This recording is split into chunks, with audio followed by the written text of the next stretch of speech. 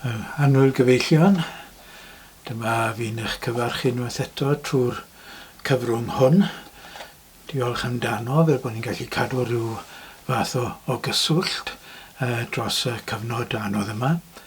I ni'n dechrau paratoi ar gyfer y Pasg, yr ail Basg yn y clo mawr.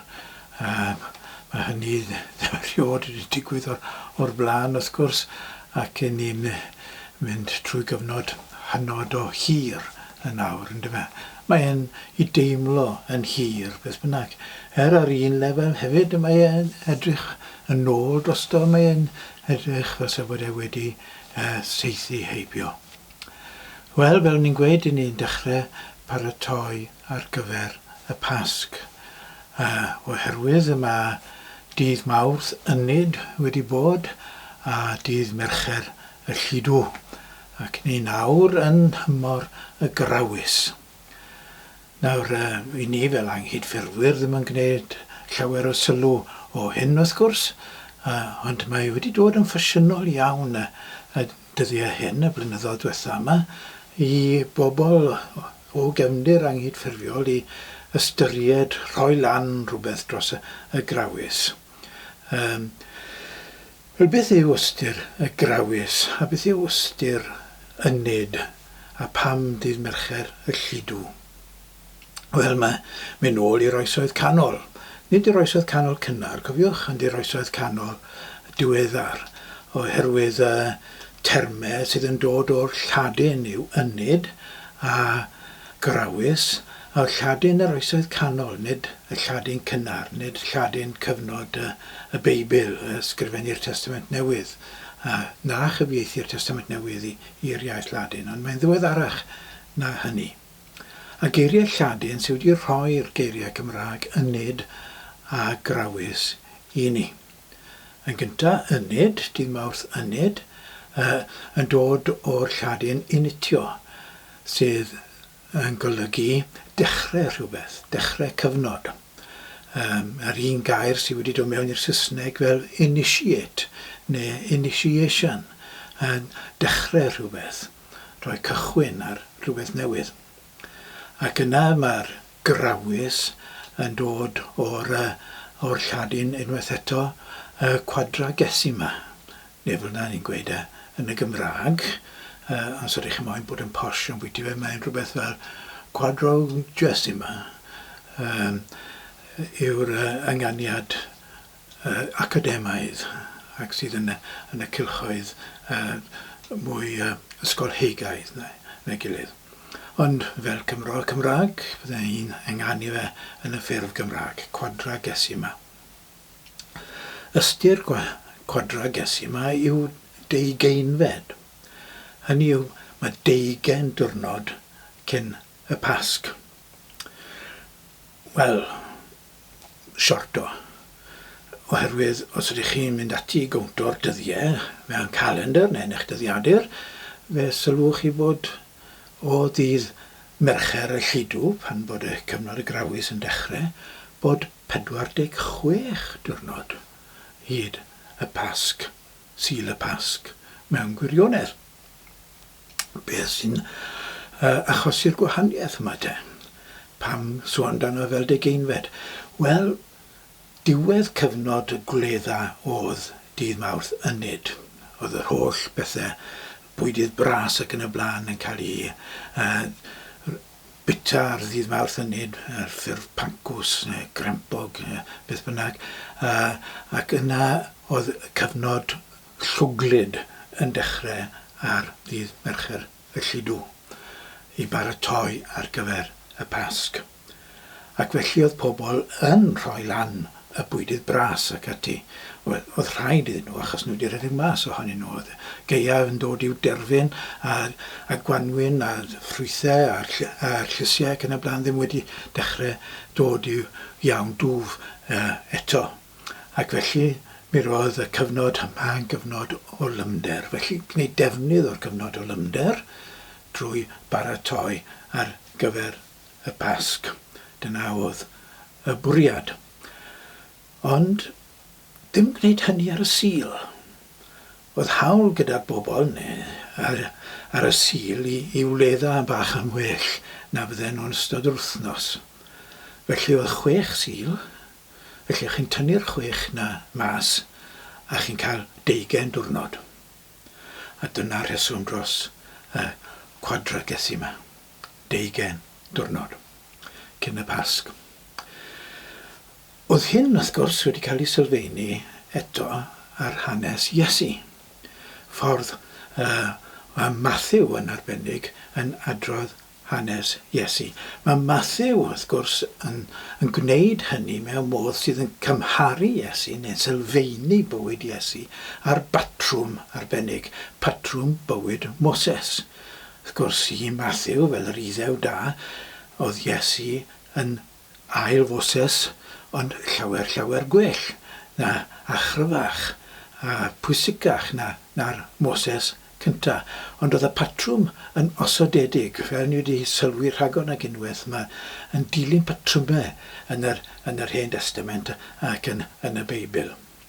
A patrwm Mathew yw Moses, a chi'n gweld yn y ffaith bod Iesu wedi cael ei hynny mewn cyfnod o pan oedd unben dychrynllyd ar yr orsedd, a mae'n cael ei wared rhywun peth a pharo yn yr Aifft, a mae'n cael gwared Moses a bechgyn Iddewig wrth gwrs. Ac mae'n nhw'n ffoi'r Aifft, Joseph a Mary ac Iesu yn ffoi'r Aifft ac yn dychwelyd o'r Aifft, ac yna mae Iesu'n mynd i gael ei fydyddio. Dyna'r cam nesaf yn ôl Mathew yn ei hanes e. Mae'n mynd i gael ei fydyddio. Fel oedd y Iddewon wedi mynd trwy'r dŵr, trwy'r môr coch. Mae Iesu yn mynd trwy'r dŵr. A beth ddigwyddodd i'r Iddewon dan arweiniad Moses, ar ôl mynd trwy'r môr coch, maen nhw'n mynd i'r anialwch. Ac yn yr anialwch y maen nhw am 20 mlynedd. Ac yn yr anialwch maen nhw'n cael eu temtio. Ac ni'n gweld yn hanes Mathew, mae Iesu ar ôl y bedydd yn mynd i'r anialwch am 20 diwrnod. Ac yn yr anialwch mae'n cael ei demtio. Nawr oedd 3 temtasiwn, neu 3 argyfwng arbennig yn yr anialwch yn nyddiau Moses. Ac mae llyfr Exodus a llyfr Deuteronomium ac ati yn sôn am y digwyddiadau hyn. Ac mae'r 3 sylwch yn ymwneud â phethau tebyg i'r temtasiynau mae Iesu yn ei brofi yn yr anialwch. Yn gyntaf, yn yr anialwch gyda Moses, mae prinder bara ac mae'r manna yn dod o'r nef. Yn ail, mae gosod Duw ar ei brawf yn Meriba, lle mae Moses yn bwrw'r graig gyda'i ffon ac yn cael y dŵr i ddod mas. Yn y fan honno gosodwyd Duw ar ei brawf ac mae'n hynny'n cael ei ddanod i'r genedl sawl gwaith yn yr Hen Testament gan y proffwydi ac yn y blaen. Ac yna y trydydd peth mawr a ddigwyddodd oedd addoli Duw arall, y llo aur. Pan oedd Moses ar ben y mynydd, mae'r bobl yn mynd ati ddi dan arweiniad Aaron a Miriam ac yna yn cael y llo aur a dechrau addoli'r llo aur, addoli Duw arall. Dyna'r 3 argyfwng mawr yn ôl yr rabiniaid a ddigwyddodd i Moses yn yr anialwch. Ac mae'r 3 temtasiwn yma Iesu'n ei wynebu yn yr anialwch wedi yn rhyw fath o adlais o hynny. Gwrandwch ar fel mae Mathew yn adrodd yr hanes. Yna arweiniwyd Iesu i'r anialwch gan yr ysbryd, i gael ei demtio gan y diafol. Wedi iddo prydio am 20 dydd a 20 nos, daeth arno eisiau bwyd. A daeth y temtiwr a dweud wrtho, os mab Duw wyt ti, dywed wrth y cerrig hyn am droi'n fara. Ond atebodd Iesu ef, y mae'n ysgrifenedig, nid ar fara yn unig y bydd rhywun fyw, ond ar bob gair sy'n dod allan o enau Duw. A'r sylwch mae Iesu yn defnyddio'r Tora amser bod e'n ateb y diafol yn y maniau hyn. Dyfynnu mas o lyfr Deuteronomion yn yr achos yma, ynddo fe. Yna cymerodd y diafol ef i'r ddinas sanctaidd, a'i osod ar dŵr uchaf y deml, a dweud wrtho, os mab Duw wyt ti, bwrw dy hun i lawr, oherwydd y mae'n ysgrifenedig, rhydd o'r chymyn i'w angylion amdanat. Byddant yn dy godi ar ei dwylo rhag i ti darod y droed yn erbyn carreg. Y diafol yn dyfynnu o'r ysgrythyr o lyfr y Salmau yn digwydd bod yn gwneud hynny, ond maen nhw yn rhan o'r ysgrythurau. The devil can quote scriptures. Dyna darddiad yr ymadrodd hwnnw wrth gwrs, ac mae'n berffaith wir yn dyfa. Mae grymoedd drwg yn gallu gwneud defnydd o'r ysgrythurau hyn, a gwneud defnydd drwg ohonyn nhw hefyd. Dywedodd Iesu wrtho, a mae'n ysgrifenedig drachefn, paid a gosod yr arglwydd dy Dduw ar ei brawf. Unwaith eto cymerodd y diafol ef i fynydd uchel a dangos iddo holl dirnasoedd y byd, a'i gogoniant, a dweud wrtho, y rhain i gyd arwydda fi ti, os syrthu lawr am haddoli i. Yna dywedodd Iesu wrtho, dos ymaith, Satan, oherwydd y mae'n ysgrifenedig, yr arglwydd y Dduw a addoli, ac ef yn unig a wasanaethu. Yna gadawodd y diafol ef, a daeth angylion a gweini arno. Nawr te, 3 temtasiwn. 3 temtasiwn sydd, wrth gwrs, yn cynrychioli rhywbeth llawer mwy na jyst yr hyn sy'n cael ei fynegu yn eiriol yn y fan hon. Mae rhaid bod Iesu wedi adrodd yr hanes yma wrth i ddisgyblion, oedd neb arall yn dyst i'r hynna a ddigwyddodd, felly mae Mathew wedi cael gafel ar yr hanes o rywle, ac mae rhaid mae Iesu sydd wedi sôn am yr hyn oedd e'n mynd trwyddo wrth baratoi ar gyfer i weinidogaeth. Ac mae'r temtasiynau yma yn temtasiynau ar ffordd o weinidogaethu. Ffordd y byddai Iesu yn cael ei ddenu i weinidogaethu. Ac mae'r 3 ohonyn nhw, fel ni'n gweud, wedi sylfaenu ar y temtasiynau yn yr anialwch nath yr Israeliad i wynebu am Moses. Yr un math o temtasiynau un nhw. Y cyntaf, ond mae Iesu'n gwneud defnydd llawer mwy ohonyn nhw, llawer dyfnach ohonyn nhw wrth gwrs. Y cyntaf yw'r temtasiwn i droi'r cerrig yn fara. I ddefnyddio'r dawn sydd gydag mwyn fe hunan. I ddiwallu i angen ei hunan ar y bryd hwnnw wrth gwrs. Mi roedd gan Iesu y ddawn. Lot o ddoniau fel ni'n gwybod amdani nhw fel maen nhw wedi cael eu cyfleu yn yr ysgrythurau i ni. Siwr oedd e'n mynd i ddefnyddio nhw. Oedd e'n mynd i ddefnyddio'r ddawn na, y doniau hynny, mwyn dymlaen, llwyddo, gwneud yn dda iddo fe hunan. Neu oedd e'n mynd i ddefnyddio'r doniau hynny mwyn helpu eraill. Mwyn mynd ati ddiwallu anghenion bobl eraill. Mae'r demtasiwn yn un faterol yn dyfa. Yn i'w gwneud yn dda mas o bethau. Ac ymateb Iesu, nid ar fara'n unig y bydd di'n byw. Nid jyst ar y pethau materol. Nid jyst am yr anghenion corfforol.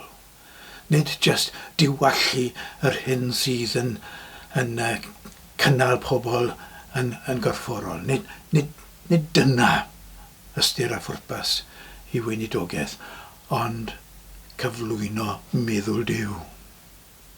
cyflwyno ffordd Duw, sydd yn cynnwys, wrth gwrs, helpu pobl sydd mewn angen, rhannu bwyd ac yn y blaen. Mae'n cynnwys a pethau hynny, wrth gwrs, i fod e. Ond nid hwnna yw'r flaenoriaeth. Mae'n rhan o'r pethau sydd yn bwysig. Ond y flaenoriaeth yw cael pobl i ddilyn meddwl Duw a ffordd Duw. Felly dyna'r demtasiwn gyntaf. Yr ail demtasiwn wedyn ni, yn amlwg bod e ddim wedi digwydd yn llythrenol, neu bydde pobl wedi sylwi. Mae'r diafol yn mynd â Iesu i ben y tŵr uchel yn y deml. Ac mae'n gweithio Iesu, twl dy hunan lawr yn unnar te. Os ydy'n fa, bydd Duw'n disgwyl ar ôl di. Bydd e'n neud yn siŵr bod dim niwed yn dod i ti. Ac fe fydd yr angylion yn dod ac yn dy helpu di. Ac mae Iesu'n gwrthod. Ac mae Iesu yn dweud trwy wrthodiad o hyn, nid fyna mae cyflwyno meddwl Duw. Nid trwy bethau spectacular ffordd na. I fi mynd i fynd o amgylch yn pregethu. I fi mynd i fynd o amgylch yn siarad y pobl. Unigolyn wrth unigolyn. I fi mynd i fynd o amgylch yn helpu pobl fel unigolion. Fel yna i fi mynd i gyflawni yn weinidogaeth, a fel yna dylen ni gyflawni gweinidogaeth hefyd. Mynd o amgylch un wrth un. Nid pethau i ni'n gweld yn anffodus yn arbennig felly mewn cymdeithas fel Unol Daleithiau'r America, a llefydd mawr enfawr yma, eglwysi enfawr yma gyda miloedd ar filoedd yn dod i oedfa, dim posib i nhw'n nabod i gilydd wrth gwrs, ac yn y blaen popeth ar raddfa mawr, spectacular. Nid fel na oedd Iesu'n gweithio. Ac yna y demtasiwn ola. Os nid i gwmpo lawr a ddol i fi, bydd yr holl bethau hyn, y byd a'i ogoniant, gwledydd y byd a'i gogoniant, yn eiddo i ti. Ie, oedd Iesu'n gwybod, ac yn siŵr oedd yn stryglo gyda'r peth. Y gallai fe fod yn debyg i Alexander fawr neu Augustus Caesar. Y bobl yma oedd yn cael ei ystyried yn dduwiau, yn feibion Duw. A rhain oedd wedi mynd ati i goncro'r byd a gosod i marc ar y byd o'i amgylch nhw. Gallai fe fod wedi gwneud hynny. Felly fe fod wedi dilyn ffordd y diafol, fel y gnath Alexander, fel y gnath Augustus. Gallai fe fod wedi gwasanaethu'r diafol. Ond mae'n gwrtho gwneud. Oedd yn demtasiwn i ennill y byd i Dduw yn y ffordd arbennig yma. Concro'r gwledydd. Dinistrio pob gwrthwynebiad. Erlyd pob un oedd yn anghytuno. Cael ei gwaren nhw. Na. Yr arglwydd Dduw i fi'n gwasanaethu, meddai Iesu. A ffordd Dduw yw'n ffordd i. Nid y ffordd i, Satan, cer di o ffordd. Cer di tu ôl fi. A dyma Iesu yn trechu'r temptasiynau ac yn dechrau i weinidogaeth draws newidiol a chibol. Diolch iddo. Diolch i ti o Dduw fod Iesu wedi dewis dy ffordd di a dangos dy ffordd di i ni. Amen.